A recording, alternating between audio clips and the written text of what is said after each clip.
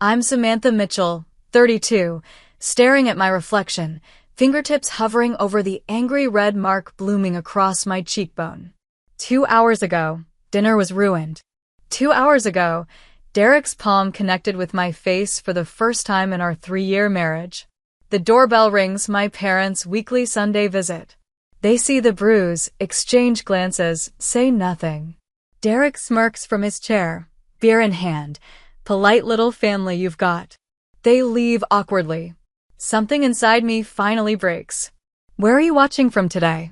Drop a comment letting me know, and subscribe if you haven't already, because 30 minutes after that moment, everything changed forever. Growing up in Portland with Beth and Howard Mitchell wasn't terrible, but it wasn't exactly warm either. My mother perfected the art of deferring to my father, smiling through clenched teeth when he criticized her cooking or commented on her weight. Every uncomfortable moment, every rising tension, it all disappeared beneath the rug of politeness. "Not now, Samantha," my mother would whisper whenever I tried to address the elephant in the room.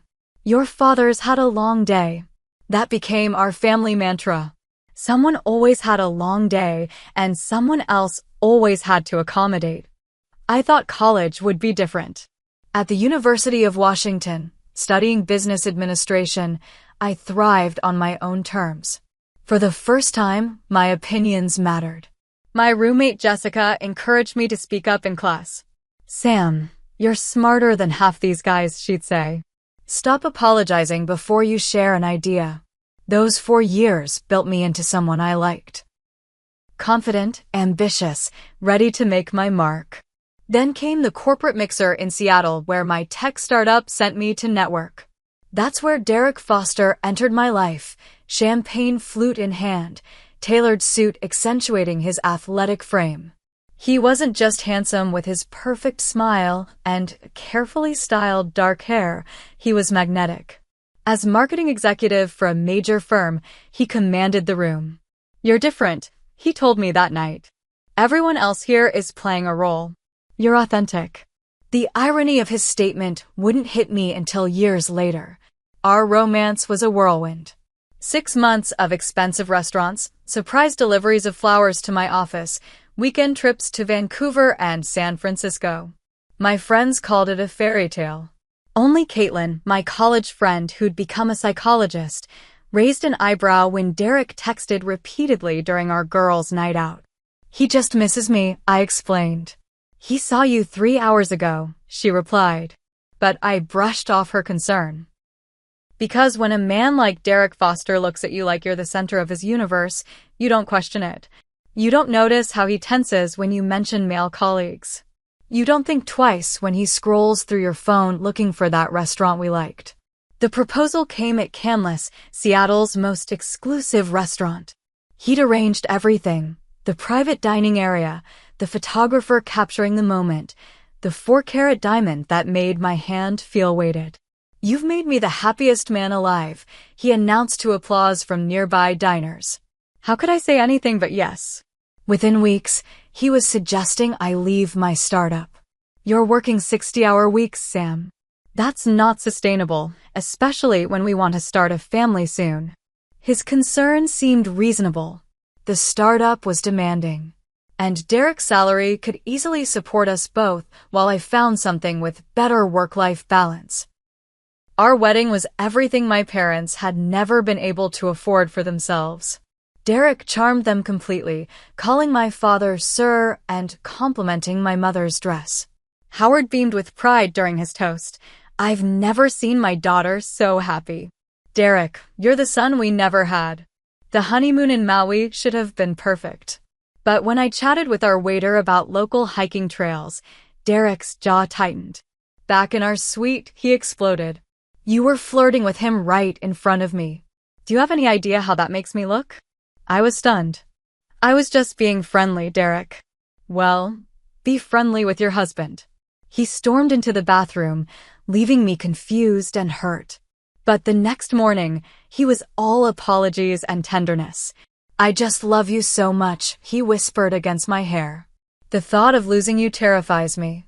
We moved into a beautiful colonial in the suburbs, 30 minutes from my friends and 45 from my parents. It's an investment, Derek explained. The schools here are excellent. I tried not to think about how the commute isolated me from everyone I knew. After marriage, the Derek who'd wooed me began to fade. The compliments became critiques. The adoring glances turned to scrutinizing stares. That dress makes you look boxy, he'd say. Or, did you really need to tell that story? You rambled. Each comment chipped away at my confidence, replaced it with doubt. Had I always been this flawed? I made excuses for his behavior. He was under pressure at work. He'd had a difficult childhood with his alcoholic father. He was a perfectionist. I just needed to try harder, be better, anticipate his needs more accurately. The voice that had grown strong in college became a whisper, then silence. This was married life, I told myself. No relationship is perfect. 3 years can disappear in the slow boil of normalization. That's how long it took for my marriage to transform from uncomfortable to unbearable, though I wouldn't have used those words then. Like the proverbial frog in gradually heating water, I adjusted to each new temperature without realizing I was being cooked alive. 6 months after our wedding, Derek suggested combining our bank accounts. We're a team now, he reasoned. Separate finances create separate lives.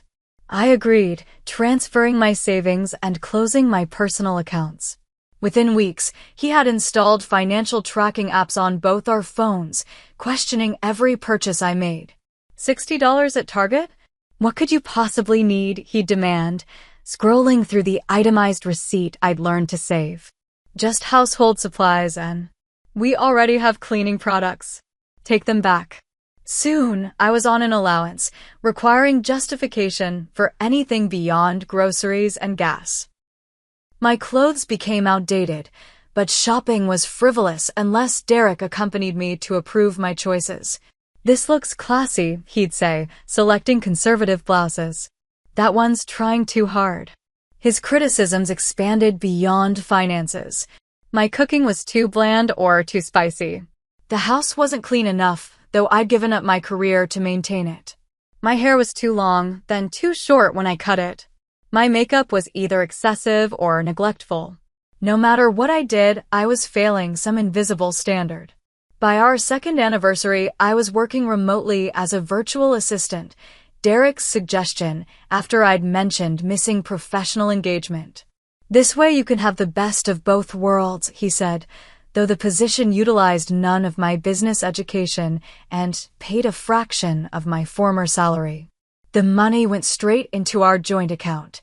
The physical distance between me and everyone I loved grew as Derek engineered our social isolation. We moved again, this time to a gated community even farther from the city. It's safer, he insisted, though crime had never been an issue. My college friends drifted away after Derek repeatedly canceled plans or made evenings so uncomfortable they stopped trying. Only my parents remained constant with their Sunday dinners, the single social obligation Derek permitted without complaint. Even those became performative, with me cooking elaborate meals while Derek charmed my parents with stories about his work promotions and our future plans. No one seemed to notice how I barely spoke. Technology became another method of control. Derek knew all my passwords in case of emergency. He'd check my call history, questioning any number he didn't recognize. My text messages, emails, and limited social media were subject to his scrutiny. I'm just keeping you safe, he'd say when I objected. You're too trusting. The verbal abuse escalated gradually. What began as constructive criticism morphed into character assassination. I was stupid, selfish, incompetent. I was lucky he tolerated me. No one else would want me. Each accusation felt like swallowing a stone, weighing me down from within.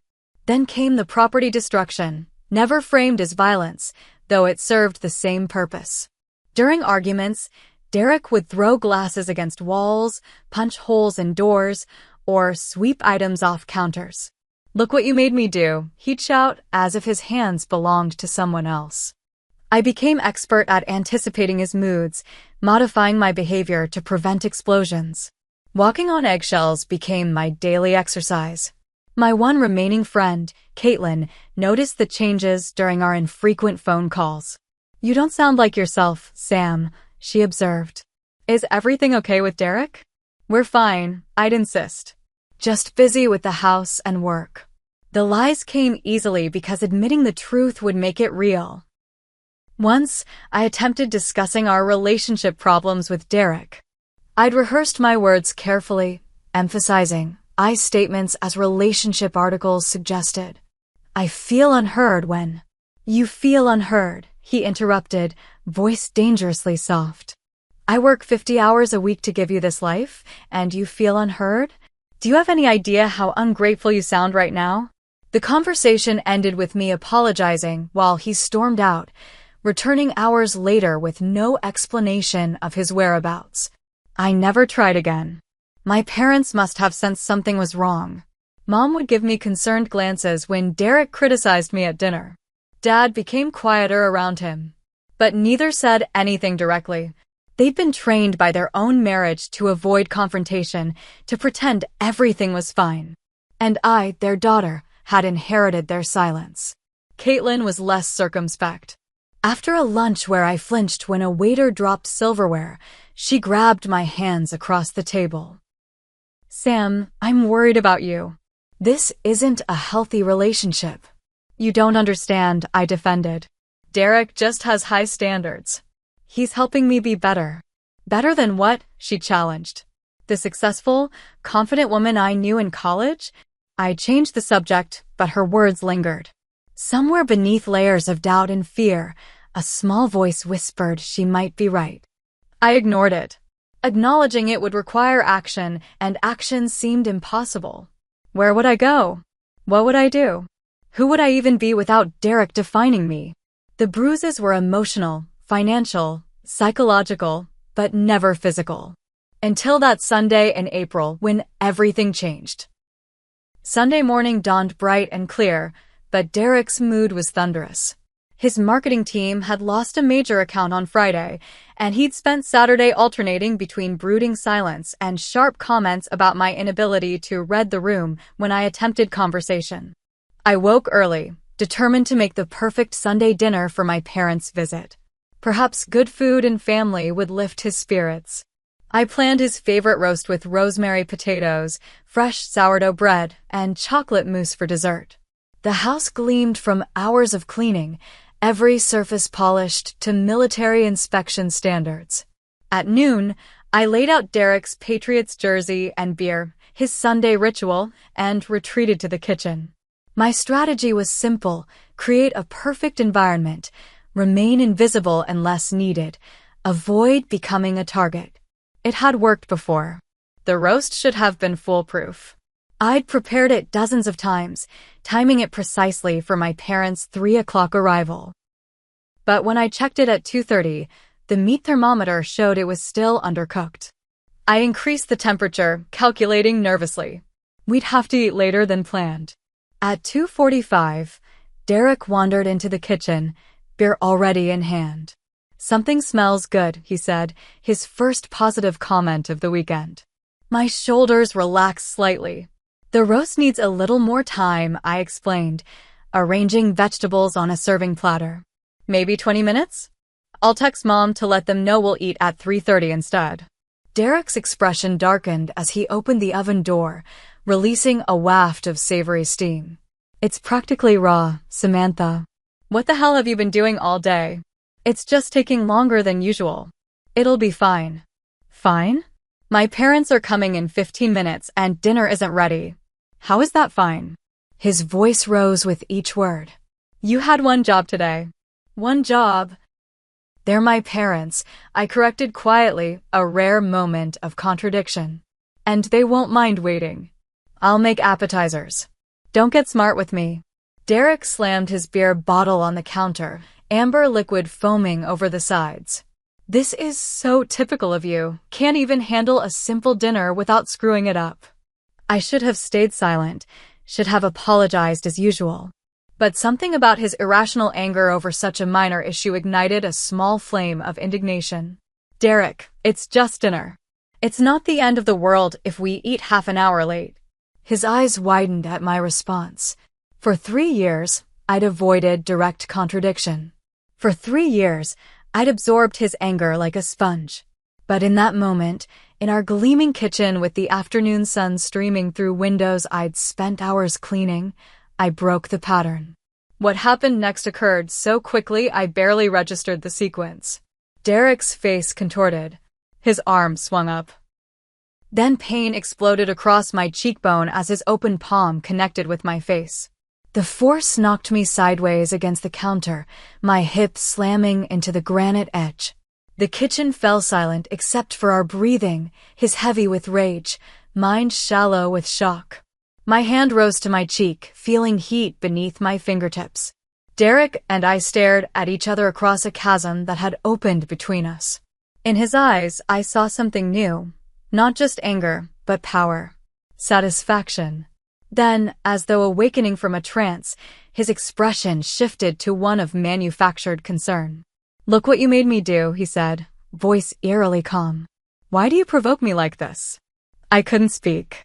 In that moment, the last 3 years crystallized with perfect clarity. This wasn't an anomaly. It was inevitable. The destination we'd been traveling toward all along. "I need to use the bathroom," I whispered, backing away. In the powder room, I locked the door and confronted my reflection. The mark on my face was unmistakable, fingers outlined in rising red against my pale skin. No makeup would cover this. No explanation would disguise what had happened. The doorbell rang, startling me from my daze. My parents were early. "Sam?" Derek called, voice honeyed with false warmth. "Your parents are here." I splashed cold water on my face, wincing as it touched the bruise. There was no hiding this. Perhaps that was a blessing. Surely my parents would see and understand. Surely they would help. I emerged to find them already seated in the living room, my father discussing baseball with Derek while my mother arranged a bouquet of tulips she'd brought. "Sorry, I'm not quite ready," I said, forcing a smile that sent pain radiating through my cheek. "The roast needs more time." My mother turned, flowers forgotten as she registered my appearance. Her smile froze. My father's conversation halted mid-sentence. Derek watched them all with calculating eyes. "Samantha," my mother finally managed, "what happened to your face?" Before I could answer, Derek stepped in smoothly. "She had a little accident. Turned too quickly and caught the cabinet door." "Right, honey." 3 pairs of eyes fixed on me, Derek's threatening, my parents uncertain. The moment stretched, a crossroads disguised as a casual Sunday. "Actually," I began, heart pounding. "Why don't we move to the dining room?" Derek interrupted. "Sam made appetizers to tide us over." I hadn't made appetizers. We all knew I hadn't. But my father stood immediately, eager to escape the tension. "Good idea. Beth, come on." My mother hesitated, eyes lingering on my face. For a brief moment, I thought she might speak. Instead, she followed my father, shoulders hunched like a woman much older than her 58 years. Dinner was excruciating. I served undercooked roast that no one commented on. Derek dominated conversation with work stories while I pushed food around my plate, the throbbing in my cheek matching my heartbeat. My parents avoided looking directly at me, my father focused on his meal, my mother's eyes darting away whenever they accidentally met mine. When my mother dropped her fork, I instinctively flinched. No one acknowledged it. "Well," my father announced after the most uncomfortable 30 minutes of my life, "we should probably get going. Early day tomorrow." They never left early. Sunday dinner typically stretched into evening coffee and dessert. My mother hadn't even mentioned the chocolate mousse still chilling in the refrigerator. "But we just got here," I protested weakly. "Your father has that doctor's appointment," my mother lied, avoiding my eyes. We all knew it was a lie. At the door, my mother hugged me gingerly, careful to avoid my injured cheek. "Take care, sweetheart," she whispered, words loaded with meaning but lacking action. My father clapped Derek on the shoulder. Good seeing you, son. Good luck with that account. Then they were gone, retreating to their car without looking back. Through the window, I watched them pull away, taking my last hope with them. Derek settled into his armchair, fresh beer in hand, smirking as he raised the bottle in mock toast. Polite little family you've got there, he observed. Didn't even ask about your bruise. Wonder what that says about what they really think of you. I stood in the entryway, something fundamental shifting inside me. My parents had seen. They had known. And they had chosen to walk away, just as they'd walked away from every uncomfortable truth in their lives. In that moment, watching Derek's satisfaction, feeling the sting of abandonment sharper than the pain in my face, something inside me finally, irrevocably broke. The front door closed with a soft click that felt oddly final. Derek returned to watching the Patriots game, his momentary focus on me discarded now that we had no audience. I moved to the kitchen automatically, gathering plates still half-filled with food no one had enjoyed. As I scraped congealed gravy into the trash, memories surfaced unbidden. My mother at 35, my current age, wearing turtlenecks in summer. Poor circulation, she'd explained when I asked why. The time she fell down the stairs and wore sunglasses indoors for a week. My father's thunderous moods that everyone tiptoed around, like unexploded landmines in our family landscape. The pattern was so clear now, viewed through adult eyes. I wasn't the first woman in my family to wear the evidence of a man's rage on her skin. I was just continuing a tradition, playing my assigned role in a generational performance of silence and submission. I placed a dinner plate in the dishwasher, the normalcy of the action surreal against the abnormality of the day. My wedding photo stood on the counter nearby, Derek and me beaming at each other, my eyes bright with hope and trust. I barely recognized that woman now. Where had she gone? When had I stopped being her and started being the shell who measured her worth through a man's approval? I picked up the photo, studying it like an artifact from another civilization. In the background, I could see Caitlin laughing with my cousin Emma. On my other side stood my parents, my mother's smile tight at the edges in a way I now recognized all too well. This will never get better, I whispered to my past self. The words, once spoken aloud, carried the weight of absolute truth. Derek had crossed a line today, and there was no going back. The only question was whether I would stay on the side with him or find my way to safety. A memory surfaced. A domestic violence pamphlet in my gynecologist's office 3 months ago. I'd stared at it while waiting, thinking it didn't apply to me because Derek had never hit me. The criteria had seemed so clear then. Physical violence meant abuse. Anything else was just a difficult marriage. How convenient that definition had been, allowing me to classify my suffering as normal. That pamphlet had listed resources, including a hotline number.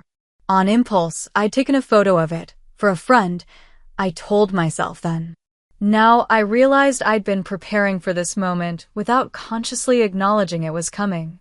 I moved quietly to our bedroom, retrieving an old phone from the back of my underwear drawer, a backup I'd kept after Derek had smashed my previous one during an argument about my tone. I'd hidden its existence, charging it occasionally when he worked late. A small act of rebellion or self-preservation. Either way, it might save me now. In the bathroom, water running to mask my voice, I dialed the number. National Domestic Violence Hotline, a calm voice answered. My name is Madison. Are you in a safe place to talk? Not really, I whispered. He's in the next room. He hit me today. For the first time. I'm glad you called, Madison said, her voice steady. Are you in immediate danger right now? No. He's watching TV. But my face is bruised, and my parents saw and just left. That must feel incredibly isolating, she acknowledged. I want you to know you're not alone now. We can help you create a safety plan. Do you have somewhere you could go? We talked in hushed tones about practical matters, what to take, who to call, how to leave safely. Madison helped me think through options I'd been too overwhelmed to consider. Is there anyone who could come help you? She asked. I thought of Caitlin, who had maintained contact despite Derek's disapproval, who had seen through his charm to the control beneath. Yes, I said. My friend Caitlin. After ending the call, I texted Caitlin our code phrase we'd established years ago after a conference on relationship violence. Remember that book you recommended? I'm ready to borrow it now. We'd created it during a conversation about her psychology work, never truly believing I'd need it. Her response was immediate. On my way. 20 minutes. Not alone. Next, I texted my parents. I need you to come back. Now. This is not a drill. Moving quickly but quietly, I gathered essentials, ID, birth certificate, some cash I'd secretly saved from grocery money, medications, a few clothes. Each item went into a tote bag I hid in the hall closet. My heart raced with each movement, expecting Derek to appear, to question, to stop me. Through the kitchen window, I watched for headlights, rehearsing what I would say. The words needed to be clear, unambiguous. You hit me. I'm leaving. No qualifiers, no room for negotiation. In the living room, Derek laughed at something on TV, oblivious to the seismic shift occurring in his home. How strange that he couldn't feel it, the dissolution of his power happening just rooms away. Headlights swept across the driveway, not one car, but 3, arriving simultaneously. My pulse jumped as car doors opened and closed with purpose. Caitlin and her husband James. My parents. And a third vehicle I didn't recognize until a uniformed officer stepped out. 29 minutes after my parents had walked away, they returned with reinforcements. Derek's voice called from the living room, annoyed at the intrusion. Sam? There's someone at the door. I straightened my shoulders, touched the tender bruise on my face, and walked toward the sound of the doorbell with the steadiness of a woman who had finally found her breaking point and her strength. I opened the front door to find 5 people standing on my porch, my parents, Caitlin and James, and a female police officer whose nameplate read Reynolds. Their expressions ranged from Caitlin's fierce determination to my mother's tearful regret. Sam, Caitlin stepped forward first, embracing me carefully. We're here. Officer Reynolds spoke next, her voice professional but kind. Mrs. Foster? Your parents called about a domestic disturbance. May we come in? Derek appeared behind me, confusion transforming rapidly to calculated charm. What's going on here? Beth, Howard, you just left. Is everything okay? No, my father said firmly, surprising me with his directness. Everything is not okay. We moved into the living room, the space suddenly crowded with witnesses to what had previously been a private nightmare. Derek positioned himself as the concerned husband, hand reaching for mine until I stepped away. Samantha. His voice held a warning only I could interpret. What's happening? The room fell silent, all eyes on me. This was the moment, the pivotal point where I would either reclaim my life or surrender it completely. I touched my bruised cheek, drawing strength from the physical evidence of what could no longer be denied. You hit me, I stated simply. I'm leaving. Derek's expression shifted like quicksilver, shock, anger, then calculated concern. Officer, this is a misunderstanding. We had a minor argument, and Samantha accidentally hit her face on a cabinet. Tell them, honey. That's not what happened, I maintained, my voice steadier than I expected. He slapped me because dinner wasn't ready on time. This wasn't the first incident, just the first time it became physical. Officer Reynolds looked between us, then addressed me directly. Mrs. Foster, would you be willing to speak with me privately? She led me to the kitchen while another officer I hadn't noticed initially stayed with Derek. In clear, concise terms, I described the afternoon's events and the pattern of control that preceded them. For the first time, I used the word abuse to describe my marriage. The term that had seemed so extreme, so inapplicable to my educated, upper-middle-class life with a successful husband, now fit perfectly. Do you feel safe returning home tonight? Officer Reynolds asked. This isn't home anymore, I answered. And no, I don't feel safe here. In the living room, my parents were speaking with the male officer while Derek sat rigid on the couch, Caitlin and James standing like sentinels near the door. "We saw the bruise," my mother was saying, voice quavering. "We knew something was wrong." "Then why did you leave?" the officer asked what I couldn't. My father answered, shame evident in his slumped shoulders. "We panicked. We didn't know what to do, so we went home to call for help. We should have confronted it immediately." "You abandoned her," Derek interjected, seizing the opportunity to create division. "What kind of parents see their daughter injured and just leave?" "The kind who've been trained their whole lives to avoid conflict," my mother replied with unexpected insight. "But we're here now, and we're not leaving without our daughter." Derek's strategy visibly shifted as he realized his manipulation wasn't working. He stood, approaching me with hands outstretched, tears forming in his eyes. "Sammy, please," he pleaded, voice breaking. "I made a terrible mistake. I've been under so much pressure at work. I never meant to hurt you. You know that's not who I am." Then he did something I never expected. He sank to his knees before me, grasping for my hands. "I'll get help. We'll go to counseling. I'll do anything. Please don't throw away our marriage over one bad moment." For a heartbeat, I wavered. This performance was masterful, the perfect blend of remorse and rationalization. 3 years ago, I would have accepted it without question. 1 year ago, I would have been grateful for it. Even an hour ago, it might have worked. But now, surrounded by people who had finally shown up for me, I saw through the manipulation to the emptiness beneath. This wasn't love. It had never been love. "I deserved better from the first day," I said, stepping back from his kneeling figure. "Not just today when you hit me, but every day when you controlled me, isolated me, and made me doubt myself. This isn't about one bad moment. It's about 3 years of bad moments that I'm finally recognizing for what they were." Derek's face transformed, tears vanishing as though they'd never existed. He lunged forward, grabbing my arm with bruising force. "You're not going anywhere. This is my house. You are my wife."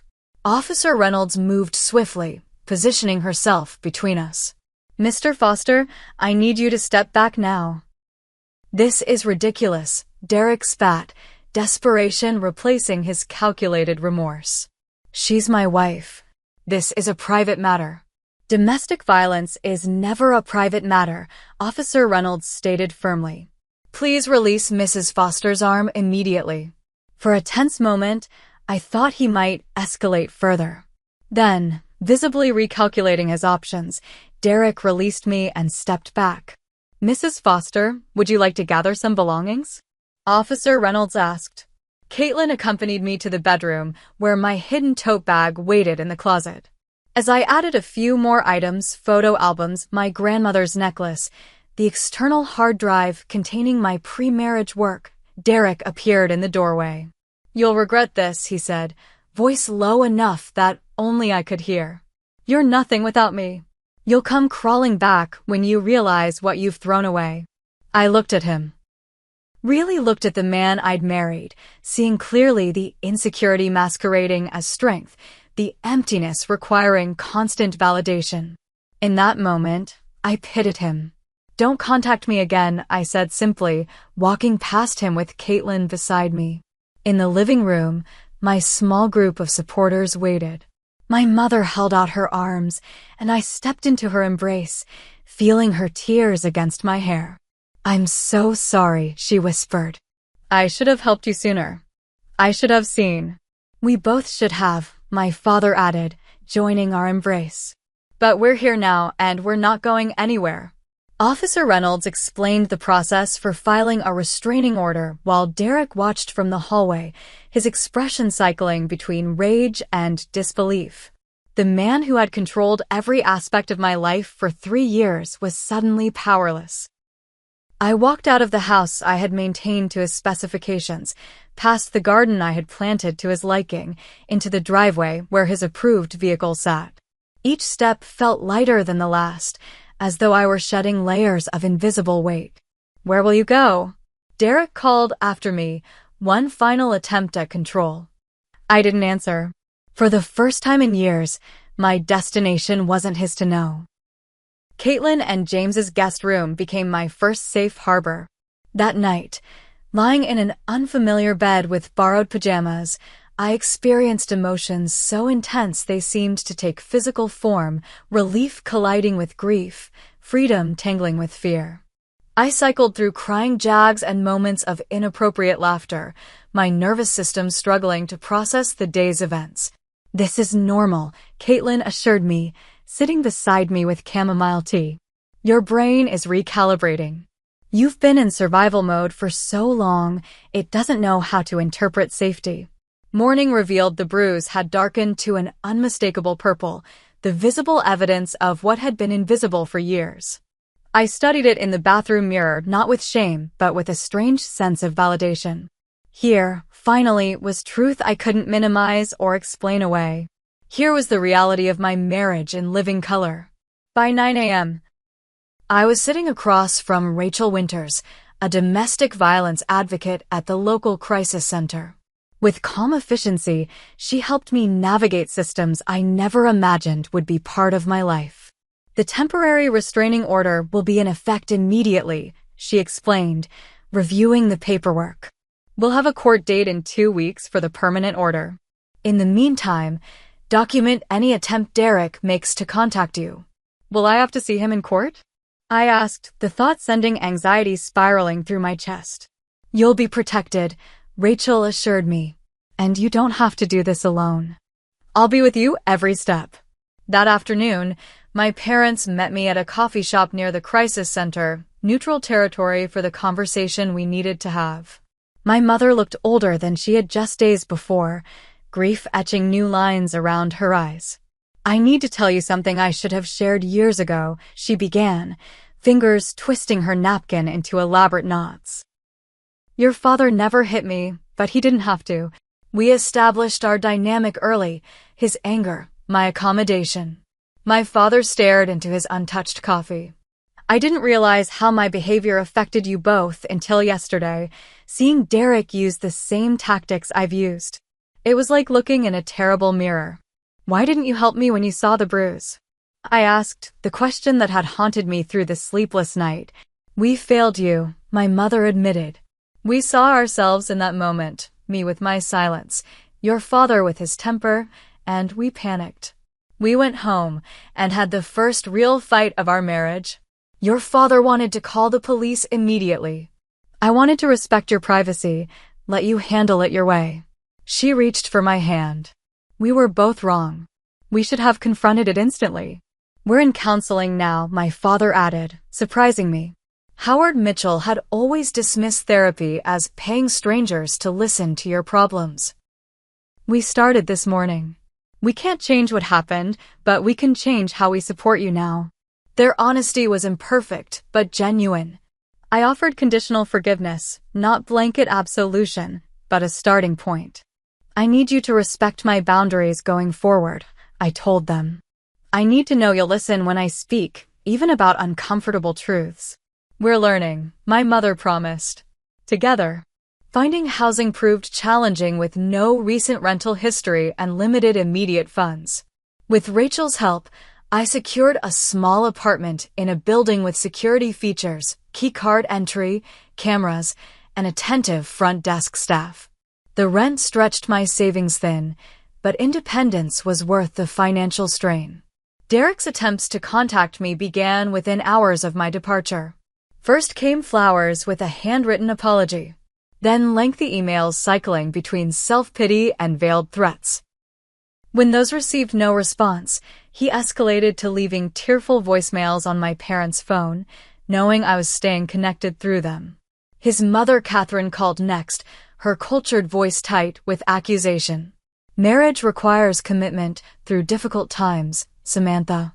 Derek made a mistake, but abandoning your vows is hardly the Christian response." "Does your version of Christianity include tolerating abuse?" I asked before ending the call. Each contact strengthened my resolve rather than weakening it. Each manipulation tactic I recognized reinforced that I'd made the right decision. 2 weeks after leaving, I attended my first support group meeting in the community room of a local church. 8 women of varying ages and backgrounds gathered in a circle of folding chairs, united by shared experience. "I'm Samantha," I introduced myself. "I left my husband 14 days ago after he hit me for the first time. But the abuse started long before that." "The physical abuse started then," corrected Linda, a silver-haired woman in her 60s. "The rest had been going on all along, hadn't it?" I nodded, unexpectedly moved by this simple validation from a stranger. My first therapy session with Dr. Wilkins was equally enlightening. Unlike the marriage counselor Derek had once selected, who advised me to be more supportive of his stressful career, Dr. Wilkins specialized in trauma and recovery. "Many people expect to feel only relief after leaving an abusive relationship," she noted. "They're confused when they experience grief, doubt, even a desire to return. These feelings don't mean you made the wrong choice. They mean you're human, processing a significant loss." The legal aspects proved most challenging. I hired Gabriela Martinez, an attorney specializing in domestic violence cases, using a loan from my parents.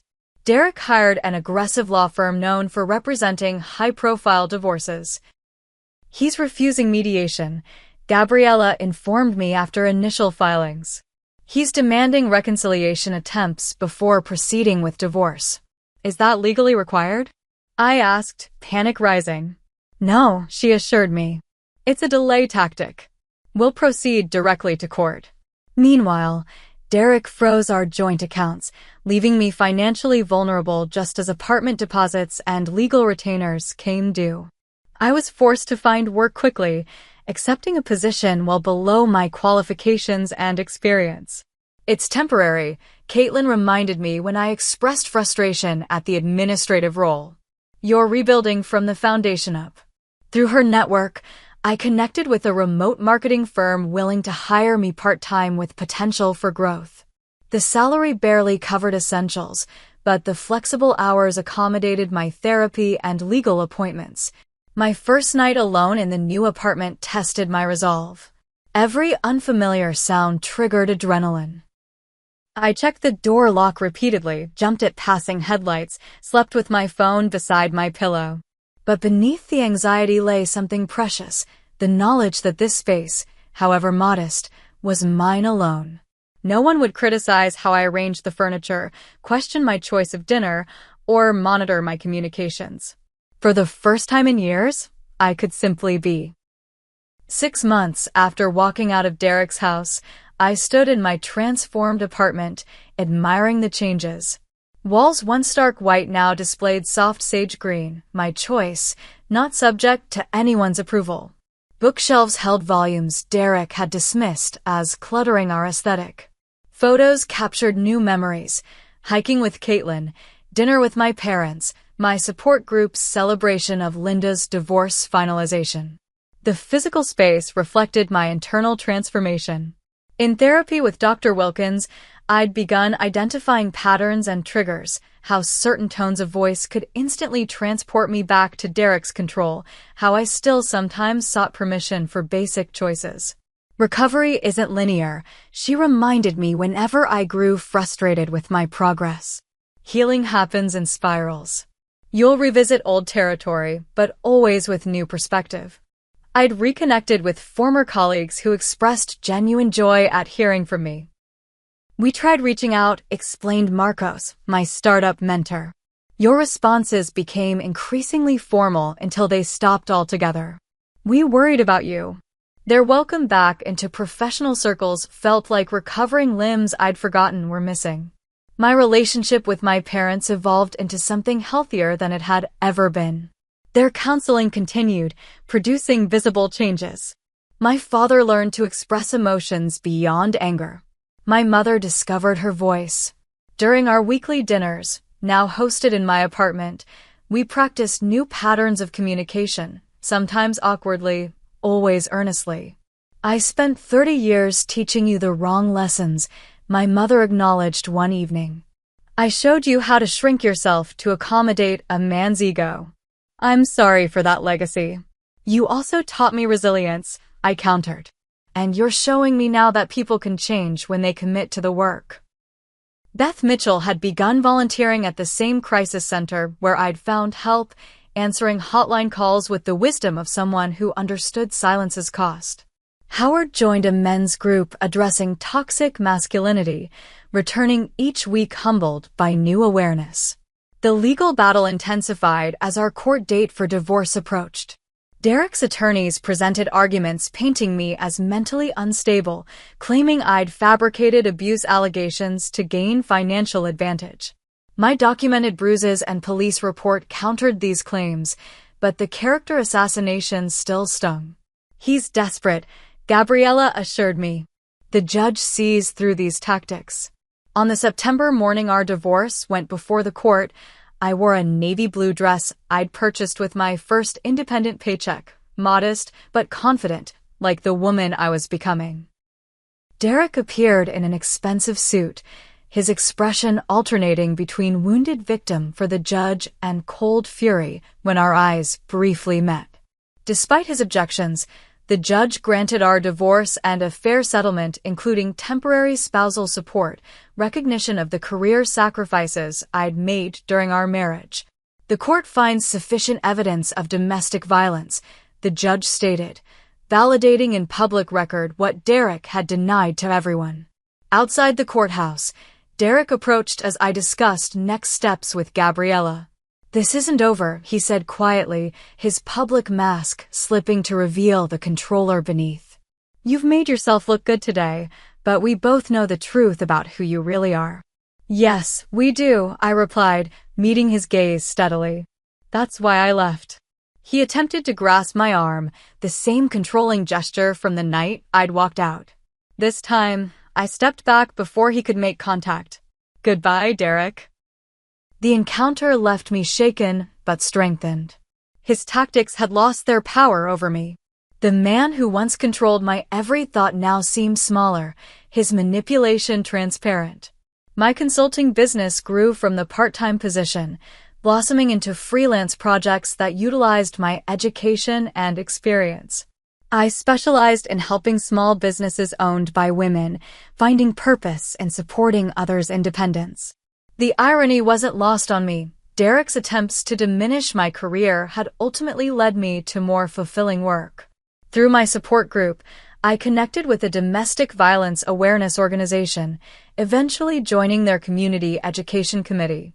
Standing before high school students discussing healthy relationship boundaries, I found meaning in my painful experience. If my story helps one person recognize warning signs I missed, then sharing it matters, I told Caitlin after my first presentation. On Tuesday evening, I received an email from a woman named Tara. You spoke at my daughter's school last month. Your courage helped her recognize her boyfriend's controlling behavior. She left him yesterday. Thank you for helping her avoid years of what you endured. I read the message through tears, forwarding it to Dr. Wilkins with a note. Evidence that healing isn't just personal. My friendship with Michael from support group evolved gradually, coffee after meetings becoming lunch discussions of books we'd both read, then weekend hikes with his rescue dog Scout. Neither of us rushed toward romance, both respectful of the recovery work we were doing separately. But his kindness and genuine interest in my thoughts created a foundation unlike anything I'd experienced with Derek. You never ask me to be smaller, I observed one afternoon as we walked along the waterfront. Why would I? He responded, genuinely puzzled. Your strength is what makes you you. As my 1-year anniversary of freedom approached, I wrote a letter to my younger self, the hopeful bride who believed love meant accommodation, who confused control with care. You will survive this, I wrote. And eventually, you'll do more than survive. You'll thrive in ways you cannot yet imagine.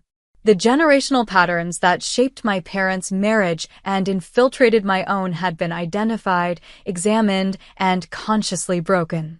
My future relationships, romantic or otherwise, would be built on mutual respect, not dominance and submission. The silence that protected abusers in my family had been replaced with truth-telling, however uncomfortable. My journey from victim to survivor to thriver continued daily, with setbacks and progress intermingled. But standing in my sage green living room, surrounded by evidence of my rebuilt life, I knew with certainty I had found my voice and I would never again be silent about what matters. Where are you in your own journey? Has my story resonated with something in your own life or someone you care about? I'd love to hear your thoughts in the comments below. Remember that support is always available and you deserve to be heard. If this story has touched you, please subscribe to this channel for more stories of transformation and healing. Like and share if you think someone else might need these words today. Thank you for listening to my truth. Sometimes sharing our stories is the first step toward changing them.